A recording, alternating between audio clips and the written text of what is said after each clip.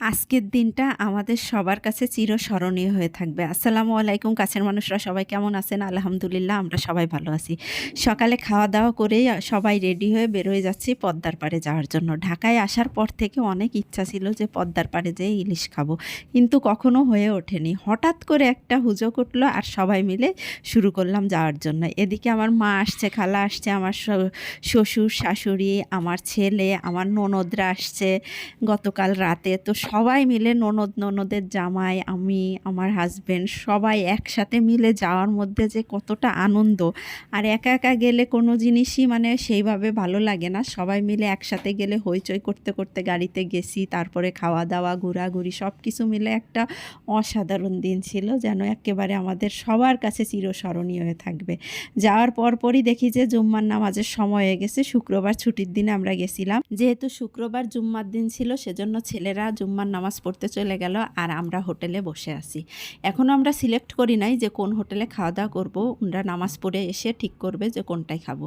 বাইরে ঝিরঝির বৃষ্টি হচ্ছে, খুব ভাল লাগতেছে, ঠান্ডা পরিবেশ, না বেশি রোদ আছে না বেশি গরম না বেশি ঠান্ডা, সব কিছু মিলাই পরিবেশটা খুবই সুন্দর ছিল।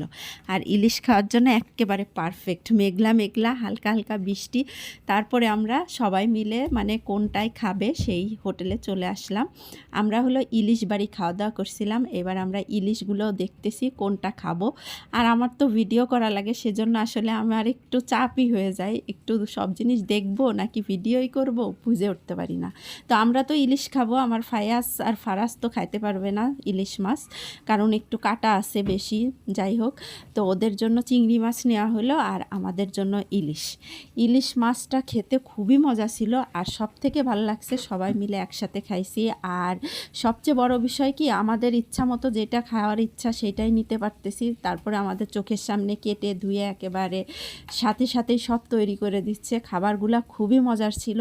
আর যেমন মজার খাবার ছিল তেমনই দিনটাও খুবই ভালো ছিল, পরিবেশটাও সুন্দর ছিল। সবাই মিলে এভাবে ঘুরতে গেলে আসলে খুবই ভালো লাগে। আপনারাও ইচ্ছা করলে এরকম ঘুরে আসতে পারেন, দেখবেন মানে সময়টা খুব ভালোই কাটবে। আর এদিকে আমাদের মাছ দুইটা কাটা হয়ে গেছে। আমরা যেই কয়জন মানুষ ওই কয়টা পিস করতে বলছি। আর লেজটা দিয়ে হবে লেজ ভর্তা।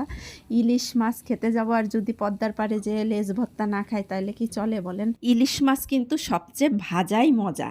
আর মাওয়া যারা যায় সবাই কিন্তু ভাজাই খায়। ইচ্ছা করলে কিন্তু আপনারা কাঁচা রান্নাও খেতে পারেন, কাঁচা বলতে মানে কষাই রান্না, ওইটাও ছিল। কিন্তু আমরা সবাই মিলে ভাজাই খাবো, সবার ভাজা পছন্দ। তো ইলিশ মাছের ডিম হলে কিন্তু ভালোই লাগে। আমাদের একটা মাছের ডিম হয়েছে আর বড়টা আমরা ডিম ছাড়াই নিছি, কারণ ডিম ছাড়া মাছটা বেশি মজা লাগে। আর যাদের ডিম